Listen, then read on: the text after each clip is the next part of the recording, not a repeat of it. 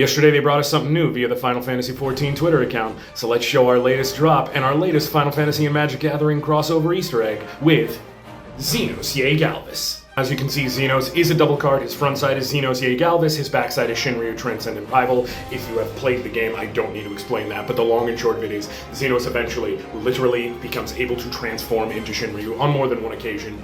It perfectly fits. I don't need to explain that one. So let's break down the individual card sides, how cool they are, the stuff that's hidden, and just dive right into that. The front side, you've got Zenos Galis. This is the side you play. He is 3 colorless and 2 black, a pure black card, which he is basically an avatar of death. His story revolves so much about death and breaking the bonds of death that black is literally perfect. He is a 4/4. He's very powerful for 5 mana, which also fits because keep in mind the first card we saw from Final Fantasy XIV was Y'shtola, who was a 2/4, i.e., very fittingly based on the game, he could go toe-to-toe with her, she's barely going to scratch him, and it gets even better going down, but he will kill her. Like, he is that much stronger than everyone.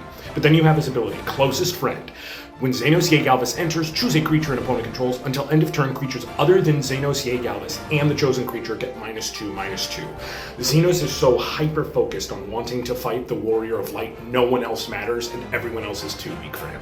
But he has one ideal foe. They completely built this card around it and it's perfect. And when that chosen creature leaves the battlefield, in this case, leaves by any means, as in refuses to fight him anymore, he decides to transcend the bonds and limits of his humanity, transforms Zenos Galis, and he becomes Enriyu Transcendent Rival. Literally, your rival transcends the bonds of humanity. It is so beautifully perfect. He is now an 8/8 flying creature.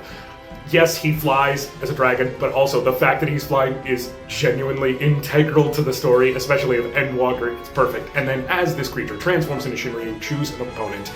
Burning Chains, when the chosen player loses the game, you win the game.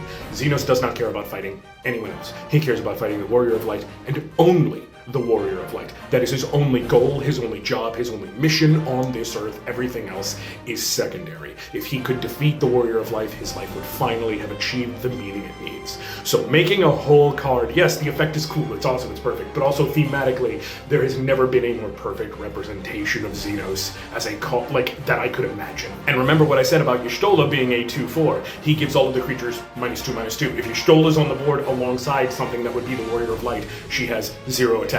Literally cannot scratch him. Again, very reflective of the game. So cool, I want to build a deck around him for sure, but he's just perfect for everyone's favorite juicy bad guy.